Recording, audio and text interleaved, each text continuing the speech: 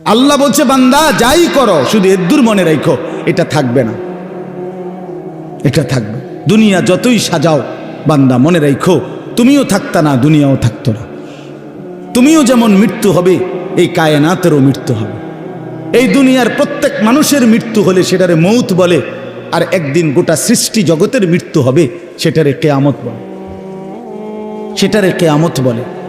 কেউ থাকবে না, আল্লাহ কথাটা বারবার মনে করাইছে। তোমার যেমন মৃত্যু হবে সৃষ্টি জগতেরও মৃত্যু হবে। ইজা সামাউন ফাতারাত ওয়া ইদাল কাওয়াকিবুন তাসারাত। আল্লাহ বলেন ইজা শামসু কুফিরাত। আল্লাহ তাআলা এভাবে বারবার বলছে ইজা সামাউন শাক্কাত, আসমান ভেঙে যাবে, চূর্ণ বিচূর্ণ হয়ে যাবে, তারকারাজি খসে খসে পড়বে, সূর্য চন্দ্র আলোহীন হয়ে পড়বে। আল্লাহ তাআলা বলেন ইদা রাজ্জাতিল আরদু রাজ্জা, জমিন পাউডারের মতো রেজা রেজা পাউডার হয়ে যাবে। আল্লাহ তাআলা বলছে পাহাড়গুলো তুলার মতো ধুলির মতো উঠতে থাকবে। আল্লাহ বলছে বান্দা একদিন আমি গোটা কায়নাত আমি শেষ করে দেব, আমার সংসার আমি গুছায় ফেলবো, আমার এই কায়নাত আমি আল্লাহ তাআলা ইসরাফিলের সিঙ্গার ফু দিলে আমি আল্লাহ তাআলা গুটিয়ে ফেলব। এই কথাটাই আপনাদের সামনে এখানে আমি শুনাইতে চাই, এই অল্প একটু শুনে। পবিত্র কোরআনুল কারীমের 30 নম্বর পারা, কোরআনুল কারীমের 99 নম্বর সূরা। সূরাটির নাম হচ্ছে সূরায়ে জিলজাল। এই সূরাটি ছোট্ট সূরা, মাত্র 8টা আয়াত। এই 8 আয়াত বিশিষ্ট এই ছোট্ট সূরাটি আমি আপনাদের সামনে তেলাওয়াত করেছি। অল্প কিছুক্ষণ সময়, কোনোভাবেই আমি দেরি করতে চাই না, অল্প একটু সময় ইনশাআল্লাহ এই আয়াতগুলোর তর্জমা এবং তার সাথে প্রাসঙ্গিক সামান্য কিছু কথা আমরা আরজ করতে চাই। আল্লাহ তাআলা আমাদেরকে তৌফিক দান করেন। নওজোয়ান ভাই সকলের কাছে অনুরোধ ভাই, শতভাগ এই অল্প একটু সময়, আমি আসলেই দেরি করব না ইনশাআল্লাহ, মনোযোগ দিয়ে শুনলে ভালো হবে। আমি অনুরোধ করলাম যে বিশেষ করে হাতে যেই মোবাইলটা, এটা নিয়ে ব্যস্ত হইও না ভাইয়া। মোবাইলটা দিয়া রেকর্ডও করার দরকার নেই, মোবাইলটা একদম বন্ধ রাখাই, মানে এটার প্রতি বেখবর হয়ে আল্লাহর কথা মনোযোগ দিয়ে শুনলে ভালো। এটা একটা জরুরি বিষয়। আসলে যিনি যতটা আন্তরিকতা দেখায় আল্লাহর কথা ক্ষেত্রে, আল্লাহ তাআলা তার ততটা পরিবর্তন নসিব করে। নিজে কোনো রকমের গাফলতি খামখেয়ালি করলে, অবজ্ঞা করলে আল্লাহর কোরআন তার থেকে আসে না, পরিবর্তন আসে না। এটা অনেক গুরুত্বপূর্ণ। আমরা ছোটবেলায় যখন মাদ্রাসায় পড়তাম তখন আমাদের উস্তাদরা আমাদেরকে সব সময় বলতেন যে ইলম, কোরআন সুন্নাহর ইলম, আল ইলমু লা ইউতিকা বা'দাহু লা তুতিকা বা'দাহু হাত্তা তুতিয়াহু কুল্লা। তুমি যদি তোমার পুরা নিজেকে সঁপে দাও ইলমের জন্য, তো ইলম তোমাকে কিছু দিবে। তোমার নিজেকে দিয়ে দাও পুরা, তাইলে ইলম তোমাকে কিছু দিবে, অর্থাৎ সামান্য হবে। কোরআন সুন্নাহর ইলম এতটা দাম, এতটা দাম, পুরা জিন্দেগি দিয়ে দিলে এরপরে সামান্য কিছু ইলম হইতে পারে। একজন বিশ্ববিখ্যাত বুজুর্গ আলেম ছিলেন আমাদের এই হিন্দুস্তানে, ভারতীয় উপমহাদেশে, হযরত মাওলানা মনজুর নোমানী রাহমাতুল্লাহ আলাইহি। তিনি বলতেন, তালেব ইলম ছাত্রদেরকে বলতেন, নসিহত করতেন যে তালেব ইলমরা তোমরা ইলমের জন্য নিজেকে ওয়াকফ করে দাও, ওয়াকফ করে দাও। ওয়াকফ করা মাল যেমন আর কোনোদিন ফেরত নেয় না, তোমার নিজেকে এরকম ইলমের জন্য, আল্লাহর জন্য, দ্বীনের জন্য ওয়াকফ করে দাও। যার মাওলা আমি কোনো দিন আর সুখে থাকি দুঃখে থাকি, কিছু পাই বা না পাই, খাইতে পাই বা না পাই, তোমার দ্বীনের জন্য, ইলমের জন্য, কোরআন সুন্নাহর জন্য আমাকে ওয়াকফ করে দিল, ওয়াকফ করে দিল। এরকম হওয়া উচিত, এরকম হওয়া উচিত। তিনি উদাহরণ দিছেন যে পূর্ববর্তী জামানায় আল্লাহর প্রিয় বান্দা বান্দিরা পেটে থাকতেই নিজের সন্তান আল্লাহর জন্য ওয়াকফ করে দিত। কোরআন শরীফে এটার উদাহরণ আছে। হযরত মরিয়ম আলাইহিস সালাম, আপনারা সবাই নাম জানেন, ঈসা আলাইহিস সালামের মা। এই মরিয়ম, ওনার আম্মা যিনি ছিলেন, মরিয়ম আলাইহিস সালামের মা হযরতে হান্না বিনতে ফাখুস, হান্না ওনার নাম। এই উনার ব্যাপারে কোরআন শরীফে আছে যে উনার পেটে যখন বাচ্চা আসছে, মানে পরবর্তীতে যেটা মরিয়ম, এই পেটে বাচ্চা থাকতেই তিনি আল্লাহ তাআলার কাছে বলছেন, ইন্নী নাযারতু লাকা মা ফি বাতনি মুহাররাম, আল্লাহ আমি মান্নত করলাম আমার পেটের সন্তান আপনার জন্য ওয়াকফ, আপনার দ্বীনের জন্য, মসজিদের খেদমতের জন্য, দ্বীনের জন্য ওয়াকফ। এই জন্য আসলে বাস্তবতা এটা, আপনি কিছুক্ষণের জন্যই বসলেন, তো এটুকুও মনোযোগী হইতে হয়। নিজের পুরা দিল, কান, চোখ, কোরআন শরীফে আছে আল্লাহ তাআলা বলছেন, কেউ যদি তার দিল, কান এবং চোখ তিনটা একসাথ করে, তো আল্লাহ তাআলা বলে নিশ্চয়ই তার জন্য আল্লাহর কোরআনের মধ্যে উপদেশ এবং নসিহত আছেই আছে। ইন্না ফি যালিকা লাযিকরা লিমান কানা লাহু কলবুন আও আলকাস সামআ ওয়া হুয়া শাহীদ। মনোযোগী হইতে হয়, আপনি মাতবরি করলে হয় না।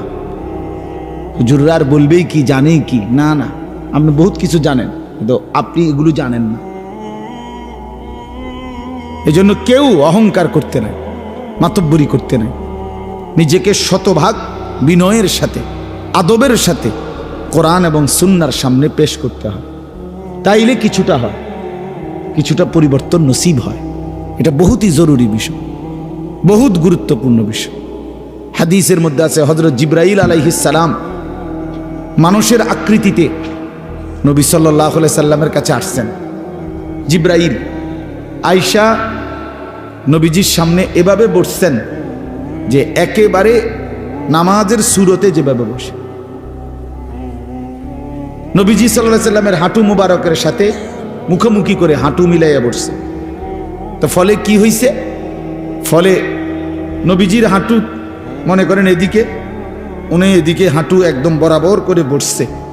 এখন হাঁটুও বরাবর, বুকও বরাবর, চোখও বরাবর, ঠিক না?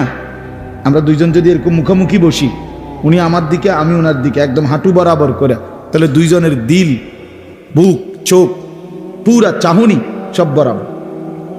এরপরে তিনি আল্লাহ নবী সাল্লাল্লাহু আলাইহি সাল্লামের কাছে জানতে চাইছেন, মাল ঈমান, ইয়া রাসূলুল্লাহ ঈমান কি? নবীজি উত্তর দিছেন। মাল ইসলাম, ইসলাম কি? নবীজি উত্তর দিছেন। মাল ইহসান, ইহসান কি? নবীজি উত্তর দিছেন। মাতা সাআ, কিয়ামত কখন হবে? নবীজি বলছেন তুমিও জানো না, আমিও জানি না। বলছেন ওমা আমারাতুহা, কিছু আলামত বলেন, কিয়ামতের চিহ্ন বলেন। তো নবীজি উত্তর দিছেন। এরপরে জিবরাইল আলাইহিস সালাম চলে গেছেন। আল্লাহর নবী সাহাবীদেরকে বলছেন হাদা জিবরাইল, এই যে মানুষের আকৃতিতে এতক্ষণ বসা ছিল, এই জিবরাইল। ইউআল্লিমুকুম দীনাকুম, তোমাদের দ্বীন তোমরা কিভাবে গ্রহণ করবা, তোমরা কিভাবে দ্বীন শিখবা, এর পুরা প্র্যাকটিক্যাল নমুনা এই মাত্র জিবরাইল তোমাদেরকে দেখায় গেল, দেখায় গেল। এই জন্য বাপ, এটা খুব জরুরি বিষয়। এই মসজিদে কিছু মানুষ আছে, ইমাম সাহেব জুমার নামাজের বয়ান করে, উনি কোনো পাত্তাই দেন না, উনি এটারে কোনো বিষয়ই মনে করেন, কোনো বিষয়ই মনে করেন। হয় বসে বসে জুরায়, আর নয়তো নিচের দিকে মাথা নিয়ে রাখে, মানে ইমাম সাহেবের চেহারার দিকে তাকাইলে এটা অসুন্দর। উনি যেই পরিমাণ মান নামি দামি মানুষ, উনি চাইয়া থাকে কেমন? কথা বুঝছেন না? এই জাতীয় মানসিকতার কারণে যেমন ছিল তেমনই থেকে যায়। হারাম আর ছোটে না, আল্লাহর নাফরমানি আর জীবন থেকে ছোটে না, আল্লাহর অবাধ্যতা আর ছোটে না। এই জন্য জরুরি এটা বিষয়, শতভাগ মনোযোগী হইতে হয়। এটা আজকের জন্য না, আমি প্রত্যেক দিন বয়ানে, প্রতিটা বয়ানে এ কথা কিছুক্ষণ হলেও বলি। কোরআন শরীফ আছে আল্লাহ তাআলা বলেন ওয়াহদি ইলাইহি মান ইউনিব, যে আল্লাহর দিকে একটু ঝুঁকে আসে, আল্লাহ বলেন আমি তার চাইতে এগিয়ে হেদায়েত দিয়ে দিই। কিন্তু শর্ত হলো তুমি একটু আগাইতে হবে, তুমি আসবা। আল্লাহ বলছেন হাদিসে কুদসিতে, বান্দা তুমি আমার দিকে আসবা 1 বিঘত, আমি আসবো 1 হাত। তুমি আসবা 1 হাত, আমি আসবো 2 হাত, তুমি আসবা হাঁটতে হাঁটতে, আমি রহমত মাগফিরাত নিয়ে আসবো দৌড়তে দৌড়তে। বাকি তুমি একটু আগাইতে হবে, জাগাত বইয়া মাতবরি করলে হইতো না, মাতবরি করলে বিনয়ী হইতে হয় যে ভাই একটা কথা বললাম শুনবেন, আরে কইবেন না হুজুর, আপনার কথা আপনি কইবেন না, আমি কি করি এটা আপনার কি দরকার? হ্যাঁ আরে বেয়াদব, তোমার তো পরিবর্তন হবে না জীবন, তোমার এই অহংকার তোমারে শেষ করে দেবে, তোমার এই অভদ্রতা তোমারে শেষ করে দেবে। এজন্য এটা জরুরি বিষয়। আমাদের ছেলেগুলো মসজিদের বয়ান শুনে না, জুমার নামাজের দিন আসে যদিও, এই পিছনে বৈশা শুধু খোঁচাখুচি ধাক্কা ধাক্কি ঠেলাঠেলি, এই ফালতু দুষ্টামি করতে করতে জিন্দিগি আহা, গাফলতে গাফলতে জীবন শেষ, হেলায় হেলায় জীবন শেষ। এই এক অসভ্য জিন্দিগি, জানেও না কি কেন আসছে, কোত্থেকে আসছে, কে তারে পাঠাইলো, কেন পাঠাইলো, কিচ্ছু মনে না, কিচ্ছু মনে না। আরে ভাইয়া এটা ঠিক। কোরআনুল কারীমের মধ্যে আছে, আল্লাহ তাআলা বলেন, হাল আতা আলাল ইনসানি হাইনুম মিনাদ দাহরি লাম ইয়াকুন শাইআম মাযকুরা। প্রতিটা মানুষকে আল্লাহ বলছে, বান্দা শোনো, তুমি মনে রেখো, একটা দীর্ঘ সময়, যুগের পর যুগ তোমার এমন গেছে যখন তোমার কোনো নাম ঠিকানা আলোচনা, তোমার কোনো নিশানা কিছুই এই পৃথিবীতে কেউ জানতো না, ছিল না, উল্লেখ করার মতো বস্তু তুমি ছিলা না, কিন্তু আমি আল্লাহ একাই তোমাকে দীর্ঘ সময় লাগায়া এই জমিনে আমার এই সৃষ্টিতে তোমারে সংরক্ষণ করেছি। তুমি প্রথম মাটির মধ্যে ছিলা, মাটির অস্তিত্বের মধ্যে আমি আল্লাহ তাআলা সেখানে তোমাকে সংরক্ষণ করেছি, কেউ জানতো না। তুমি খাদ্যের মধ্যে ছিলা, খাদ্যের উপাদানের মধ্যে তোমার অস্তিত্ব ছিল, কেউ জানতো না। একদিন নির্দিষ্ট পরিমাণ খাদ্য তোমার বাবা ভক্ষণ করেছে, সেখান থেকে আমি আল্লাহ নির্দিষ্ট পরিমাণ বীর্যের ফোঁটা তৈরি করেছি। একদিন বাবা মায়ের মিলনে উভয়ের মিশ্র বীর্য একত্রিত করে মায়ের জরায়ুতে আমি আল্লাহ স্থাপন করেছি। সেখান থেকে আরো 10 মাস লাগায়া ধীরে ধীরে পর্যায়ক্রমে আমি আল্লাহ তোমাকে এই পৃথিবীর আলোর মুখ দেখাইছি। তো এই লম্বা সময় তুমি মাটি আকারে ছিলা, খাবারের কণিকা হিসাবে ছিলা, বাবার বীর্য হিসাবে ছিলা, মায়ের জরায়ুতে স্থানান্তর হইলা, সেখান থেকে ধীরে ধীরে 10 মাস পরে তোমারে আমি এই পৃথিবীর আলো দেখাইলাম। তুমি একটাবারও জানতে চাইলা না যে এত লম্বা সময় লাগাইয়া মাওলা আপনি আমারে কেন বানাইলেন? একবারও কি ভাবা উচিত ছিল না? সামনে যা পাইলাম তাই করলাম, সামনে যা দেখলাম তাই করলাম। হায় যুবক, এটা কি কোনো জীবন হইতে পারে? জীবনের কোনো আগা নাই, মাথা নাই, লক্ষ্য নাই, উদ্দেশ্য নাই। কেন এতক্ষণ ধরে মোবাইল টিপতেছ? কেন সারা রাত উলঙ্গ ছবি দেখতেছ? কেন নর্তকী দেখতেছ, জেনা দেখছো, বেবিচার দেখতেছ? এক ওয়াক্ত নামাজ পড়ো না, কোনো দিন ফজরের নামাজ পড়ো না, জানো না রাত কখন হয়, দিন কখন হয়, আলো কখন হয়, ভোর কখন হয়, কিচ্ছুই বুঝলা না। শুধু নারী, ছবি, নর্তকী, জেনা, বেবিচার, মদ, জুয়া, মোবাইলের অস্থিরতা, অসভ্যতা, আর বন্ধুদের আড্ডা। কে তোমার মা, কে তোমার বাবা, কে তোমারে বানাইলেন, কে তোমার রসুল, কে তোমার কিতাব, কি তোমার ধর্ম, কিচ্ছুই জানলা না। আরে মুসলমানের বাচ্চা এত বড় অপদার্থ মানুষের বাচ্চা হইতে পারে না, এটা জন্তু জানোয়ার হইতে পারে বেটা, হাইওয়ান হইতে পারে বেটা। মানুষের বাচ্চা এত বেখবর হয় না। যাকে আল্লাহ আকল দিয়েছেন, যাকে আল্লাহ চোখ দিয়েছেন, যাকে আল্লাহ কান দিয়েছেন, যাকে আল্লাহ দিল দিয়েছেন, যাকে আল্লাহ তাআলা এত সুন্দর শরীর দিয়েছেন, তার একটাবার ভাবা উচিত ছিল আমি আসলাম কোত্থেকে, কে আমারে বানাইলো, কেন বানাইলো, আমি করছিটা কি? তিনি আমার কাছে এটাই চাইছিলেন।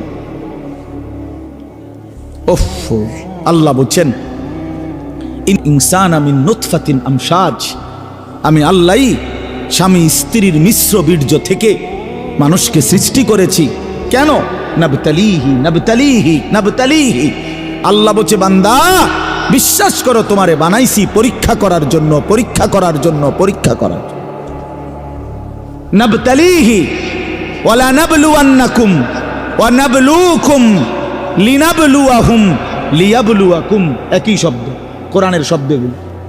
পরীক্ষা করার জন্য, পরীক্ষা করার জন্য, পরীক্ষা করার জন্য, পরীক্ষা করার জন্য। যদি বলি আল্লাহ আপনি আমার কি পরীক্ষা নিবেন, আল্লাহ বলেন আমি জানতে চাচ্ছি, দেখতে চাই আমি তোমার একটা অনির্দিষ্ট হায়াত দিয়েছি, অস্থায়ী। একে তো এই পৃথিবী তোমার জন্য স্থায়ী না, দ্বিতীয়ত যেটুকু হায়াত দিছি তাও অনির্দিষ্ট। একে তো তুমি স্থায়ী থাকবা না, দ্বিতীয়ত যে কয়দিন থাকবা তাও জানা না। কথা বুঝেন নাই? আমি একটা মনে করেন আমি বুঝলাম যে আমি এই পৃথিবীতে স্থায়ী না, অস্থায়ী, বাকি কয়দিন এটা কইয়া দেন আমারে। কি 14 দিন না 14 মাস? তাইলে আমি এভাবে গুছাইতাম। যদি 14 দিনের হয় তাইলে 2টা লুঙ্গি এলেই তো সারে। আর যদি 14 বছরের হয় তো আরো কিছু সামানা লাগবে। কথার কথায় আল্লাহ বলে না, আমি এটাও বলবো কতদিন থাকবো, থাকতে দিব তোমারে তাও জানাবো না, তাও জানাবো না, আমি জানি শুধু। তাহলে একটি অস্থায়ী জায়গায় অনির্দিষ্ট কিছু সময়ের জন্য আল্লাহ বলেন আমি তোমাকে থাকতে দিছি পরীক্ষা করতে, তুমি কি স্থায়ী ঠিকানা জান্নাতে যেতে চাও নাকি জাহান্নামে যেতে চাও? এই পরীক্ষার জন্য, এই পরীক্ষার জন্য। এবার যদি বলি আল্লাহ আমি যাতে পরীক্ষায় পাশ করতে পারি, আমার জন্য আপনি কি ব্যবস্থাপনা দিছেন, কি কি ব্যবস্থাপনা দিছেন? তো আল্লাহ তাআলা বলেন 3টি ব্যবস্থা আমি 24 ঘন্টা তোমার জন্য দিছি। কয়টা বলেন না ভাই, কয়টা? 1 নাম্বার হলো ফাজআলনাহু সামিআম বাসীরা, আমি আল্লাহ তাআলা তোমাকে আমাকে মানার মতো যতগুলো হুকুম আমি করেছি, যতগুলো নিষেধ আমি করেছি, প্রতিটা হুকুম পালন করার, প্রতিটা নিষেধ বর্জন করার আমি আল্লাহ শতভাগ যোগ্যতা সম্পূর্ণ একটি শরীর, দেহ আমি আল্লাহই তোমারে দিয়েছি। একটা হুকুম এমন নাই বন্ধু যেটা আমার শরীরের মধ্যে সক্ষমতা নাই অথচ আল্লাহ করতে বলছে। এমন একটা গুনাহ নিষেধ এমন নাই যেটা আমার পক্ষে বিরত থাকা সম্ভবই না অথচ আল্লাহ আমার এটা থেকে বিরত থাকতে বলছেন। আল্লাহর কসম এমন কোন হুকুম মালিকের নাই। আল্লাহ তাআলা জুলুম করে না। ইন্নাল্লাহা লা ইয়াজলিমু মিসকালা যাররাহ, নিশ্চয়ই আল্লাহ তাআলা এক বিন্দু জুলুম করে না। মনে করেন আমারে আল্লাহ বলছে রুকু দিতাম, এখন আমার কোমরে বাঁকা হয় না, তাইলেন আমি বলতাম যে আপনি আমার দেখতেছেন আমার কোমরটাই ভাঙে না, আপনি আমারে রুকু করতে বললেন, এটা তো জুলুম করলেন। এখন কি বিষয়টা এমন? কথা বলেন না কেন? আমারে আপনি সেজদা দিতে বললেন, আমি তো নিচের দিকেই যাইতে পারি না, আমার বানাইলেন তাল গাছ, আমারে বললেন সেজদা দিতে, তাইলে না এটা জুলুম হইতো। কিন্তু আমার আপনার শরীরের মধ্যে এই যে কনুই ভাঙ্গে, হাঁটু ভাঙ্গে, কোমর ভাঙ্গে, বাঁকা হয়, এটা কেন দিলেন? তো আল্লাহ তাআলা সেজদা করার যোগ্যতা দিলেন। তার একটি বিধান বলেন, একটি, ওযু, গোসল, নামাজ, রোজা, হজ, যাকাত, জিকির, তেলাওয়াত, দান, সাদাকা, গুনাহ থেকে বাঁচা, হারাম থেকে বাঁচা, চুরি, ডাকাতি, জিনা, ব্যভিচার, মদ, জুয়া, সুদ, ঘুষ, অশ্লীলতা, বেহায়াপনা থেকে ফিরে আসা, কোনটার যোগ্যতা আমার শরীরের মধ্যে নাই? যে আমার চোখটার এমন অবস্থা যে আমি যদি কোনো বেডির দিকে চাই তা আর নামাইতে পারি না চোখ, এমন তো সমস্যা কি? এমন যদি হইতো হুজুর আমি একবার যদি চোখ উঠাই কবে 30 মিনিটের কমে আর নামাইতে পারি, তাইলে না এটা বড় অসুবিধা হইতো। বলেন তাহলে আমরা যদি উপরের দিকে তাকাইতে পারি তো নিচের দিকে চোখ নামাইতে পারি না? পারি কি না বলেন না? তো সমস্যা কি? সমস্যাটা কোথায়? সুদ আল্লাহ নিষেধ করছেন, তো ব্যবসা কি আল্লাহ হালাল করে নাই? তো ভিন নারী দেখতে কি নিষেধ করছেন, তো একজন পবিত্র স্ত্রী গ্রহণ করতে কি অনুমতি দেয় নাই? তো সমস্যা কোথায় বলেন? অর্থাৎ আল্লাহ তাআলা বলেন বান্দা আমি একটি হুকুম এমন দেই নাই যা তোমার শরীরের সাথে মানানসই নয়, এমন হয় না। তুমি শতভাগ পারবা, এই যোগ্যতা দিয়েই আমি আল্লাহ তোমার দেহ বানিয়েছি। ফিতরাতাল্লাহিল্লাতী ফাতারান নাসা আলাইহা। 2 নম্বরে আল্লাহ বলেন ইন্না হাদাইনাহুস সাবিলা। এটার মধ্যে 2টা, 2 এবং 3। আল্লাহ তাআলা বলেন তোমারে আমাকে মানবার যোগ্যতা সম্পন্ন একটি শরীর যেমন দিয়েছি, এবার আমি আল্লাহ দ্বিতীয় এবং তৃতীয় 2টা ব্যবস্থা করছি। একটা হলো তোমারে বুঝাইবার জন্য 24 ঘন্টা আমি আল্লাহ এক জামানা নবী রাসূল এরপরে নবী রসুলদের পরবর্তীতে ওলামায়ে কেরাম সর্বযুগে তোমার সামনে রাখছি, যারা তোমার আখিরাতের রাস্তা, পরীক্ষায় উত্তীর্ণের রাস্তা, জান্নাতের রাস্তা বুঝায় দিবে, বলে দিবে। এমন উপযুক্ত রাহবার, পথ প্রদর্শক, এমন উপযুক্ত আলেমে দিন আমি আল্লাহ তোমার জন্য রেখেছি। বলেন, এখানে একজন বয়স্ক লোক বলেন, আজ থেকে 30 বছর আগে, 50 বছর আগে আপনি শুনছেন যে 1 বছর এরম হয়েছে, সকালে উঠটা মানুষে দেখছে যে দেশে কোনো হুজুর নাই? 1990 সালে এরকম একবার হয়েছে। কেন কথা বলেন? 1986 সালে একবার এরকম হয়েছে নাকি?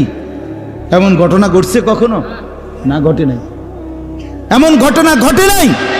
আল্লাহ তাআলা তার জমিনে তার প্রতিটি বান্দাকে বুঝাবার জন্য উপযুক্ত আলেমে দ্বীন এই জমিনের মধ্যে রেখেছেন। 3 নাম্বার হলো আল্লাহ তাআলা বলেন, আমি বুঝবার জন্য তোমার সামনে 24 ঘন্টা সর্বসময় আমার আসমানি কিতাব কোরআন তোমার সামনে রেখেছি। তাইলে তোমারে মানবার মতো যোগ্যতা সম্পন্ন একটা শরীর দিছি, তোমারে বুঝাইয়া বলার জন্য নবী রাসূল এবং ওলামায়ে কেরাম দিয়েছি, তোমারে বুঝবার জন্য কিতাব দিয়েছি, এরপরেও বান্দা কেন পারলা না? কি উত্তর দিবেন তখন? বলেন ভাই, বলেন বাপ, কি জবাব হবে তখন আমাদের? আমরা কি বলবো তখন? 2টা প্রশ্ন আল্লাহ এবং রাসূল হাসরের ময়দানে করবে। একটা হলো দুনিয়াতেই করছে আল্লাহ, এটা কোরআনে আছে, ফাবি আইয়ি হাদিসিন বাদাহু ইউমিনুন। আমি নিয়মিত বলি এ কথাটা, কোরআন শরীফে আছে, আল্লাহ বলছেন, বান্দা আমি 23 বছরে 30 পারা কোরআন নাজিল করেছি। আমি আল্লাহ আমার সর্বশ্রেষ্ঠ কালাম তোমাদের জন্য দিয়েছিলাম। আমি এক একটা কথা বান্দা বারবার এই কোরআনের মধ্যে বলছি, আকিমুসসালাহ, আকিমুসসালাহ, আকিমুসসালাহ, আকিমুসসালাহ। বান্দা তুমি জানো আমি 80 বারের চাইতে বেশি তোমারে বলছি নামাজ পড়ো, নামাজ পড়ো, নামাজ পড়ো, নামাজ পড়ো। এত শ্রেষ্ঠতম কিতাব বললাম, 30 পারা কোরআন দিলাম, এতবার বললাম। আল্লাহ জানতে চাইছে কোরআনে, বান্দা এরপরে আর কোন কথা বললে, এর চাইতে দামি আর কোন কিতাব দিলে তুই নাফরমান আমার কথা মানতি? এই বেনামাজি বেঈমান, আর কোন আল্লাহ বললে, আর কতবার বললে কোরআনের চাইতে দামি আর কোন কিতাব নাজিল করলে তুই নাফরমান সেজদা দিতি? বলেন। আল্লাহ জানতে চাইছে যে আমি আর কি বললে, আমি আর কেমনে বললে বান্দা, আমি আর কতবার বললে বান্দা আমারে মানতা? হায় হায়, ওফ। কোরআনুল কারীমের মধ্যে মোট 89 বার, 8, 9, 89 বার এই কথাটা আছে, ইয়া আইয়ুহাল্লাযীনা আমানু, হে ঈমানদারগণ, হে ঈমানদারগণ, হে ঈমানদারগণ। বিশ্বাস করেন 89 বার আল্লাহ ডাকছে, হে আমার ঈমানদারগণ, হে আমার বান্দা, ওই আও না। এতবার বললেন, আর কতবার বললে আমরা আল্লাহকে সেজদা দিতাম? বলেন ভাই আমার ছেলেরা, বলো বাবা। আর কতদিন বললে ফজরের নামাজ পড়তা? খোদার 365 দিনে কোনো দিন ফজরের নামাজ পড়ো না, একদিনও না। তুমি মানুষের বাচ্চা, তুমি মুসলমানের বাচ্চা, কোন মার ঘরে জন্ম নিছ? না ফরমান, কোনদিন মালিকের কথা মনে পড়লো না?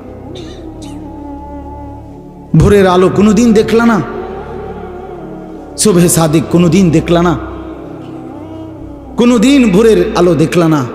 আহা, এ কেমন হয় মানুষ মুসলমান? ওই যে দেখেন, ওই অপদার্থ দেখেন, দেখছেন?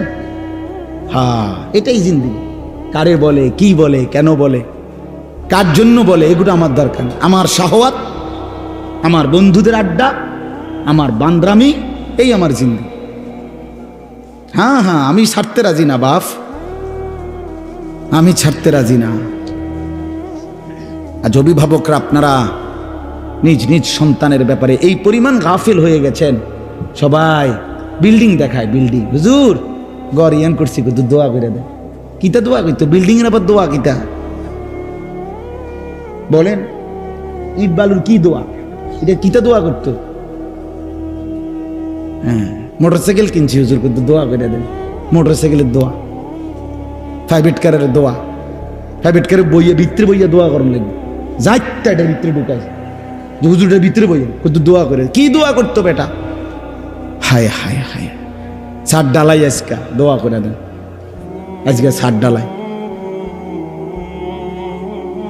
এই খাট পালং আর সোফা ফার্নিচারের জন্য দোয়া চাইলেন, এই সন্তানটা নষ্ট হয়ে যাচ্ছে, তার জন্য কিছুই বললেন না। ছেলেটা এক ওয়াক্ত নামাজ পড়ে না, মেয়েটা কোনোদিন পর্দা করে না, স্ত্রী পর্দা করে না, ঘরে প্রতিদিন রঙিন টেলিভিশন চলতেছে, স্ত্রী ছেলে মেয়ে নাতি নাতনি প্রতিদিন নাচ গান নর্তকীর ছবি দেখতেছে, হিন্দি সিরিয়াল দেখতেছে। আহা, এদের জন্য কোনো কান্নাকাটি নাই? প্রত্যেক রুমে রুমে ছেলে মেয়ে, প্রত্যেকের হাতে হাতে একটা একটা মোবাইল, সারা রাত উলঙ্গ ছবি দেখতেছে। কার জন্য ছাদ ডালাই দিতেছেন? এই নাফরমানের জন্য? এই সোফা কার জন্য বানাইলেন? এই খাট কার জন্য বানাইলেন? এই হাইওয়ানদের জন্য যারা একটা সেজদা দেয় না, সারা রাত উলঙ্গ ছবি দেখে,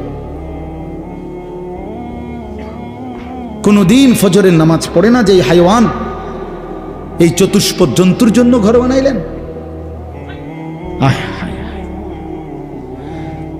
আফসুসের ব্যাপার, আফসুস। আমার রীতিমতো আশ্চর্য লাগে এটা।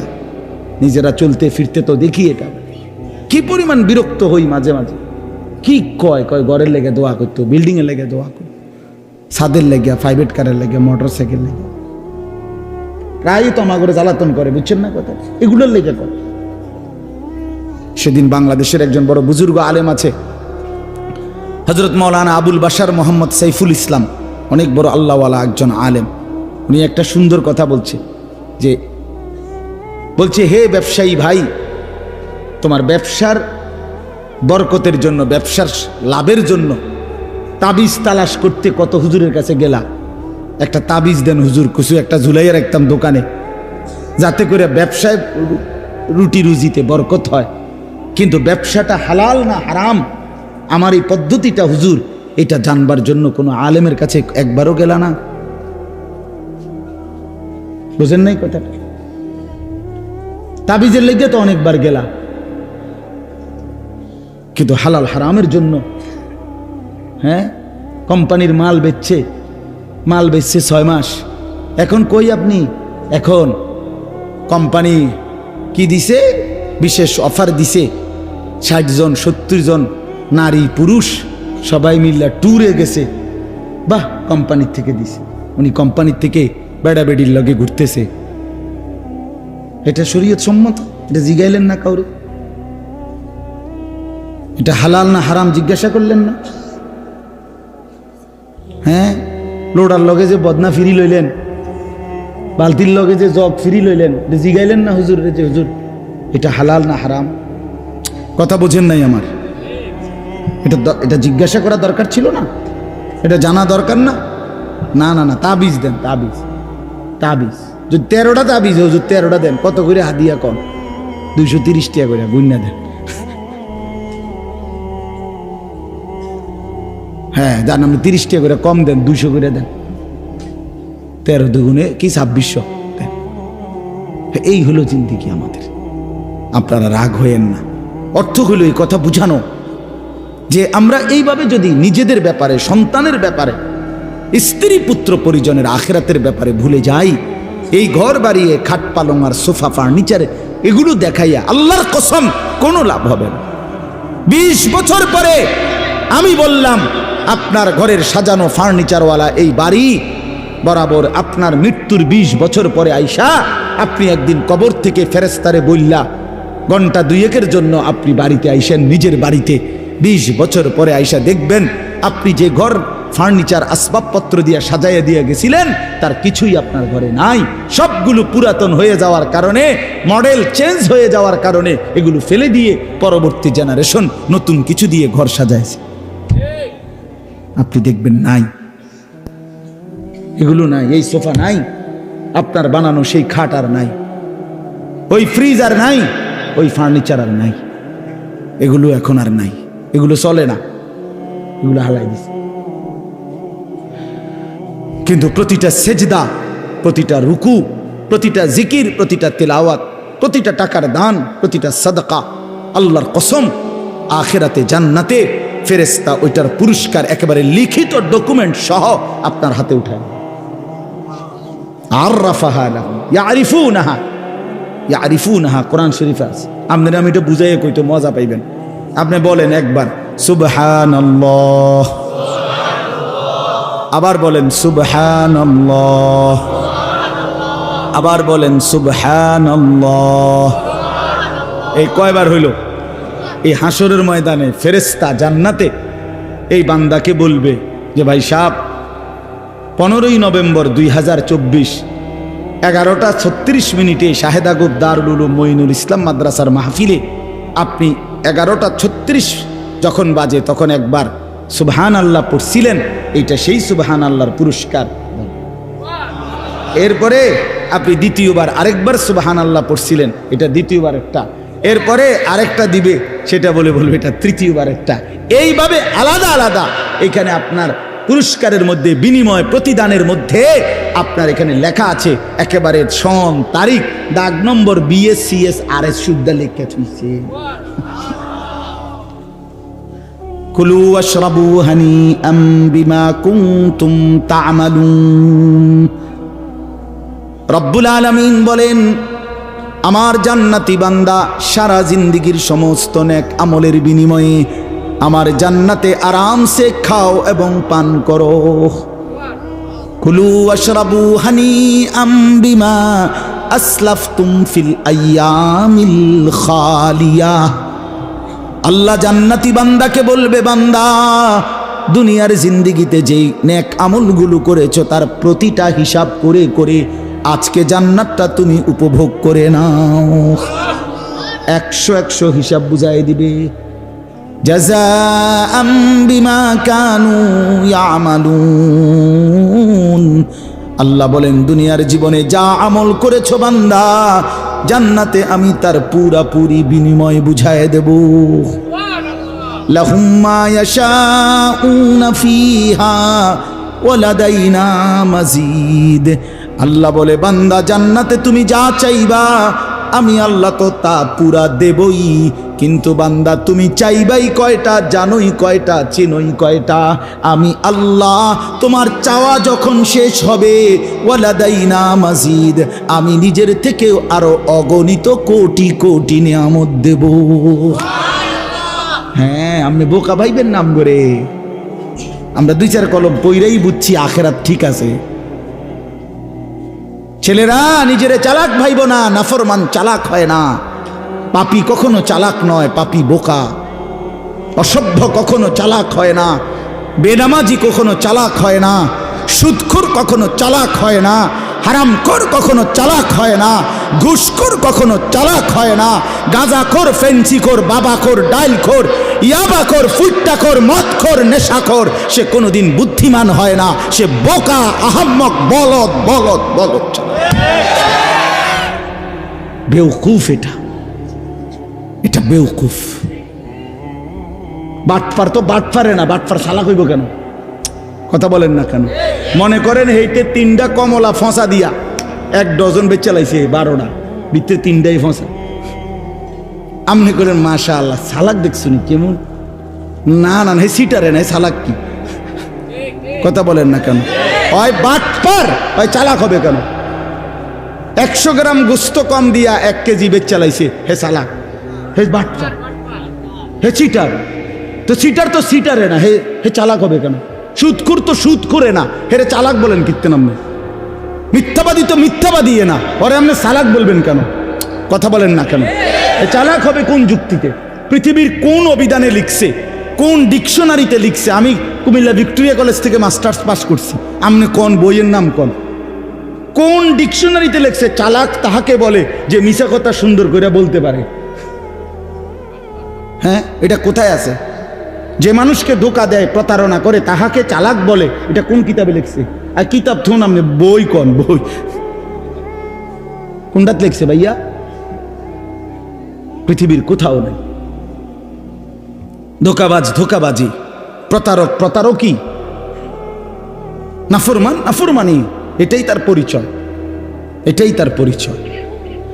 আল্লাহ নবী সাল্লাল্লাহু আলাইহি সাল্লাম বলেন, আল কাইয়িসু মান দানা নাফসাহু ওয়া আমিলা লিমা বা'দাল মাউত। এটাই আমি পড়ছিলাম হাদিস। নবীজি বলেন, বুদ্ধিমান চালাক সে। আল কাইয়িস, সৌদি আরব থাকেন বা থাকছেন এমন আছেননি কেউ? হাত উঠান। প্রবাসী প্রবাসী, এই যে আরব দেশে গালফে ছিলেন বা আরবে, এই ওইখানে আপনার এ কোয়াইস কয়, কোয়াইস কোয়াইস এ কোয়াইস মানে কাইয়িস, চালাক চালাক বেটা বুদ্ধিমান, কোয়াইস। এ কোয়াইস মানে এটা গ্রাম্য আরবি কয় আর কি, মানে আল কাইয়িস অর্থ হল বুদ্ধিমান চালাক। আল্লাহ নবী বলেন, আল কাইয়িস বুদ্ধিমান সে, চালাক সে, মান দানা নাফসাহু যে তার নিজের হিসাব রাখে, ও আমিলা লিমা বা'দাল মাউত এবং মৃত্যু পরবর্তীর জন্য আমল করে। এই জন্য বাপ, রাত গভীরে আমি আর দেরি করতে চাই না।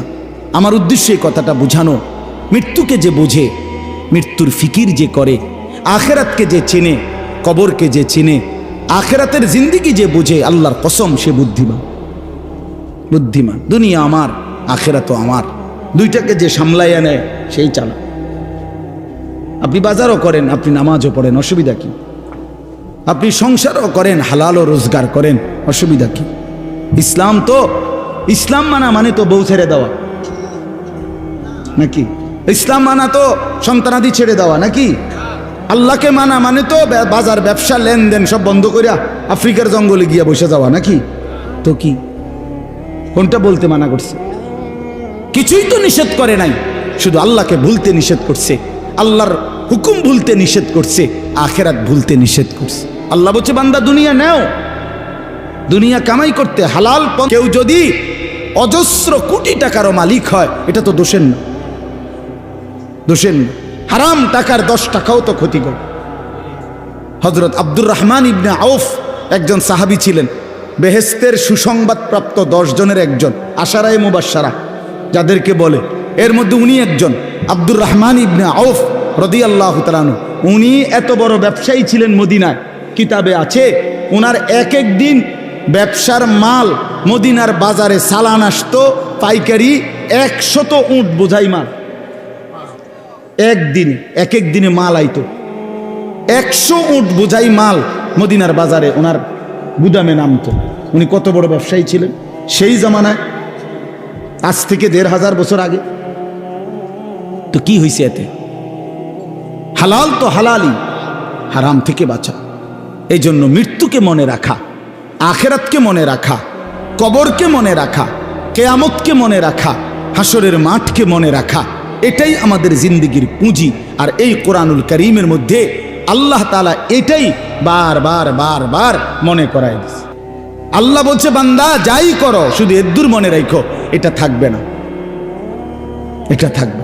দুনিয়া যতই সাজাও বান্দা মনে রাখো, তুমিও থাকতা না, দুনিয়াও থাকতো না। তুমিও যেমন মৃত্যু হবে, এই কায়নাতেরও মৃত্যু হবে।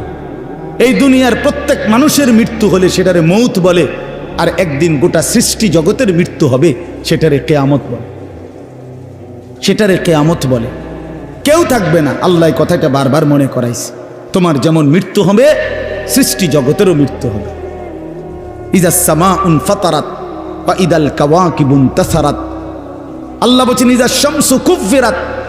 আল্লাহ তাআলা এভাবে বারবার বলছেন ইজা সামাউন শাক্কাত, আসমান ভেঙে যাবে, চূর্ণ বিচূর্ণ হয়ে যাবে, তারকারাজি খসে খসে পড়বে, সূর্য চন্দ্র আলোহীন হয়ে পড়বে। আল্লাহ তাআলা বলেন ইদা রাজ্জাতিল আরদু রাজ্জা, জমিন পাউডারের মতো রেজা রেজা পাউডার হয়ে যাবে। আল্লাহ তাআলা বলছে পাহাড়গুলো তুলার মতো ধুলির মতো উঠতে থাকবে। আল্লাহ বলছে, বান্দা একদিন আমি গোটা কায়নাত আমি শেষ করে দেব, আমার সংসার আমি গুছায় ফেলবো, আমার এই কায়নাত আমি আল্লাহ তাআলা ইসরাফিলের সিঙ্গার ফু দিলে আমি আল্লাহ তাআলা গুটিয়ে ফেলব। এই কথাটাই আপনাদের সামনে এখানে আমি শুনাইতে চাই, এই অল্প একটু শুনে। আল্লাহ তাআলা এখানে এই কথাটাই তুলে ধরছেন কোরআনের বহু সূরায়, যে বান্দা এই সৃষ্টি জগৎ একদিন থাকবে না, কিয়ামত হবে, একদিন ইসরাফিল ফু দিবে। ইসরাফিল যেদিন ফু দিবে, কোরআনে এই বর্ণনাটা দুইভাবে আছে। একটা হলো ইসরাফিল প্রথমবার ফুঁ দিবে, আরেকটা হলো ইসরাফিল দ্বিতীয়বার ফুঁ দিবে। ইসরাফিল মোট দুইবার ফুঁ দিবে। প্রথমবার ফুঁ দিলে জমিনের মধ্যে ভূমিকম্প শুরু হবে। আল্লাহ বলেন এই ভূমিকম্পটা গোটা পৃথিবী একসাথে, আমার সৃষ্টি পুরাটা একসাথে নড়বে। ইন্না জালজালাতাস সাআতি শাইউন আযীম। আল্লাহ বলেন বান্দা, দুনিয়ায় বহু ভূমিকম্প তুমি দেখছো, তবে মনে রেখো কিয়ামতের ভূমিকম্প, ইসরাফিল ফুঁ দিলে প্রথম যে ভূমিকম্প হবে, কিয়ামত সংঘটিত হওয়ার জন্য, গোটা সৃষ্টিটা ভেঙ্গে চুরে যাওয়ার জন্য, সেটা হবে বড়ই ভয়ানক। সেটা বড়ই ভয়ানক। ইয়াউমা তারাউনাহা তাদহালু কুল্লু মুরদিআতিন আম্মা আরদাআত। কোরআন শরীফে আছে এই প্রথম ভূমিকম্প যখন শুরু হবে জমিনে, ইসরাফিলের ফুঁ শুরু হবে, সব কিছু যখন ভাঙতে শুরু করবে, আল্লাহ তাআলা বলেন যে মা তার দুধের বাচ্চা কোলে দুধ খাওয়াচ্ছিল, ওই মা সন্তানকে ছুঁড়ে ফেলে দিয়ে পাগলের মতো ছুটতে থাকবে। ওয়াতাদাউ কুল্লু যাতি হামলিন হামলাহা। যে মায়ের পেটের বাচ্চা 10 মাস পূর্ণ হয়ে গেছে, এই আর ঘন্টা 2-4 ঘন্টা পরে বাচ্চাটা প্রসব হবে। আল্লাহর কসম, আল্লাহ কোরআনে বলছে সেই গর্ভধারিণী মা 10 মাস যে তার সন্তানকে গর্ভে লালন করেছে, ইসরাফিলের ফুঁ দিলে জমিনের কম্পন যখন শুরু হবে, ভূমিকম্প, তখন এই গর্ভধারিণী মা এভাবে দৌড়বে, এভাবে ছুটবে, নিজের বাচ্চা নিজের থেকে খালাস হয়ে পড়ে যাবে, বা ফিরেও তাকাবে। ও তারা নাসা সুকারা। আল্লাহ বলে সমস্ত মানুষগুলো বাতালের মতো দৌড়তে থাকবে। এইভাবে সব কিছু কাঁপতে কাঁপতে সব কিছু কিছু দূর গিয়া গিয়া ভাঙ্গা ভাঙ্গা পড়বে, মুখ থুবড়ে পড়বে।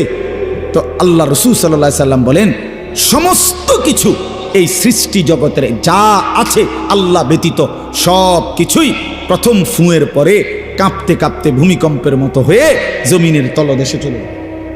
মাটির উপরে তখন একটি সুতা আর থাকবে না, আর কিছুই না। এই হলো কিয়ামত, প্রথম ফুঁ, প্রথম ভূমিকম্প।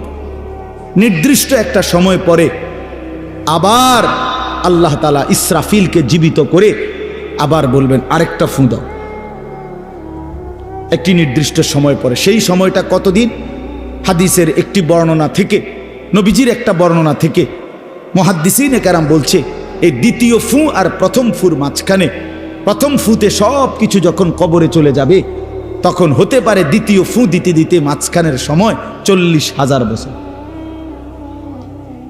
আমার বন্ধু, আমার বাপ, আমার ভাই, রাত হইছে, কষ্ট সবাই করতেছেন, এতটুকু তো ভাবেন সর্বশেষ যেই লোকটা কবরে যাবে, শেষ হতে পারে তাকে কবরেই থাকতে হবে 40,000 বছর। তো এখন যারা মরতেছে তারা কবরে আছে আজকে কত বছর? নবীজি সাল্লাল্লাহু আলাইহি সাল্লামের জামানায় যারা মারা গেছে তারা আজকে কতদিন কবরে? ওই নূহ আলাইহিস সালামের জামানায় যারা মারা গেছে তারা আজকে কতদিন? ভেবে দেখেন। আচ্ছা, এই শেষ লোকটাই যদি 40,000 বছর থাকতে হয়, আর যদি কবরের আযাব হয়, তার কি পরিমাণ কষ্ট পাবে সে, কি পরিমাণ কষ্ট পাবে। আল্লাহ রাসূল সাল্লাল্লাহু আলাইহি সাল্লাম বলছেন কবরের প্রথম শাস্তিটা কি? কোন ব্যক্তি যখন কবরের প্রশ্নের জবাব দিতে পারবে না, তখন আল্লাহর পক্ষ থেকে ফেরেশতাদেরকে বলবে কাযাবা আব্দি, আমার বান্দা মিথ্যা বলেছে। ফাআফরিশুহু মিনান নার ওয়ালবাসুহু মিনান নার ওয়াফতাহু লাহু বাবান ইলান নার।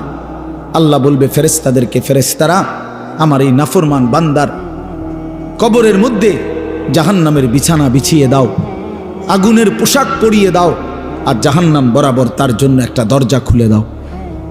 এরপরে নবীজি বলছেন ফেরেশতারা এই ব্যবস্থাপনা করে, আল্লাহর কসম বাফ, নবীজি বলছেন ফেরেশতারা যখন চলে যাবে এই আগুনের বিছানা বিছাইয়া, আগুনের পোশাক পরাইয়া, আর জাহান্নামের দরজা খুলে দিয়ে যখন কবরে রেখে এই নাফরমানকে রেখে যাবে, তখন আল্লাহ নবী সাল্লাল্লাহু আলাইহি সাল্লাম বলেন প্রথম মুহূর্তেই ফেরেশতা চলে যাওয়ার সাথে সাথে মাটি ডান দিক থেকে এই নাফরমানকে একটা চাপ দিবে, বাম দিকে ডান পাশের হাড্ডি পাঁজর ভাঙ্গা বাম দিকে চলে যাবে।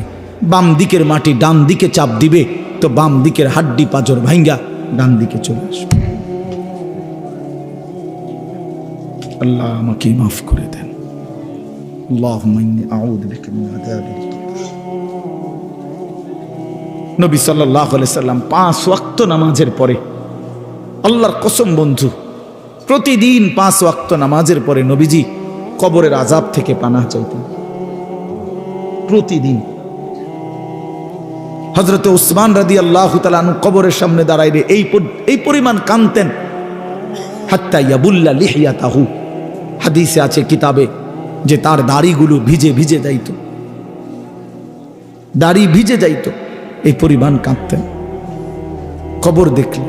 এরপরে তো সামনে ভাইয়া, বিষয়টাকে হালকা মনে করেন না। বাবারা আমার, ছেলেরা আমার, বিষয়টাকে দোস্ত আমার, হালকা মনে করেন। এই বেনামাজি জিন্দিগি কষ্ট পাইবেন, এই বেহায়ার জিন্দিগি কষ্ট পাইবা বাপ। আমি বলছিলাম আরেকটা কথা আল্লাহ নবী বলবে, একটা কথা তো আল্লাহ বলছে, বান্দা আমি আর কতবার বললে, কেমনে বললে, আমি এর চাইতে দামি আর কোন কথা নাজিল করলে তুমি আমারে মানতা। আর নবীজি বলবে হাসরের ময়দানে, নবী বলবে উম্মত তুমি জানো, হাদিসের তাফসীরের মধ্যে আছে প্রত্যেক ব্যক্তি, আল্লাহ বলছে নবীকে, আমাদের নবী সাল্লাল্লাহু আলাইহি সাল্লামকে, বন্ধু আপনারে সামনে রাইখা আপনার উম্মতের আমল নামা আমি আপনারে সামনে রাইখা খুলমু। নবী সাল্লাল্লাহু আলাইহি ওয়াসাল্লাম যখন উম্মতের আমল নামা খুলে দেখবে, খোদার 365 দিনে কোনো দিন ফজরের নামাজের সেজদা নাই, 30 বছর সুদের ব্যবসা করছে, 50 বছর মিথ্যাই বলে গেছে, হারাম রোজগারি করেছে, 30 বছর যাবৎ মহিলাটা কোনো পর্দা করে নাই, ঘরের মধ্যে কোনো দিন শরীয়ত বলতে কিছু নাই। আল্লাহর নবী সাল্লাল্লাহু আলাইহি সাল্লাম তখন বলবে উম্মত তুমি জানো আমি 23টা বছর অনবরত তোমার জন্য কেঁদেছিলাম। আমি সেই নবী, যে নবী সারা রাত এশার নামাজের পরে দাঁড়াইছি ফজরের আজান পর্যন্ত, এক দাঁড়ানোতে চোখের পানি ফেলে উম্মতের জন্য দোয়া করছিলাম। আল্লাহ রসুলের স্ত্রী আম্মা জান আয়েশা বলছেন নবী এই পরিমাণ কাঁদছে, এতটা লম্বা দাঁড়ায় ছিল উম্মতের জন্য, হাত্তা তাওয়াররামাত কাদামাহু, 2টা পাও ফুলে ফুলে গেছে। আল্লাহ নবী বলবেন উম্মত আমি 23 বছর কাঁদছি রে, প্রতিটা রাত কেঁদেছি, দিন কেঁদেছি। আমি এই পরিমাণ, পিঠটা খুলে দেখাবে চাদর সরিয়ে, আমার উম্মত আমার পিঠটা দেখো, তায়েফের পাথরের আঘাতে আমার পিঠ কি পরিমাণ ছিদ্র ছিদ্র হয়ে গেছে। আমি সেই নবী, যে নবী তোদের জন্য পেটে ক্ষুধার কষ্টে পাথর ভাঙছিলাম 2টা। আমি উহুদের ময়দানে দান দান শহীদ করে রক্ত মাখা শরীর নিয়ে বেহুশ হয়ে লম্বা সময় পড়েছিলাম। আমার ঘরের চুলায় 3 মাস, হাদিসে আছে আম্মা জান আয়েশা বলছেন নবীজির ঘরে আমরা 9 জন বিবি, উনি বলছে আল্লাহর কসম 3 মাস, কোনো দিন টানা 3 মাসে কোনো দিন আমাদের ঘরের চুলায়, 9 জন বিবির ঘরে কারো ঘরের চুলায় কোনো দিন আগুন জ্বলে না। 3 মাস খেজুর আর পানি দিয়ে আমরা জিন্দেগি কাটাইছি। আল্লাহর নবী বলবেন উম্মত তাহলে এত কাঁদলাম কার জন্য, এত রক্ত ঝরাইলাম কার জন্য, পেটে পাথর বাঁধলাম কার জন্য, বিনিময়ে এটা কি আমল নামা নিয়ে আসছো? ছেলেরা বলো ভাই, একটা ছেলে বলো রাসূলুল্লাহ সাল্লাল্লাহু আলাইহি ওয়াসাল্লামের সুপারিশটা একটা মামুলি ব্যাপার?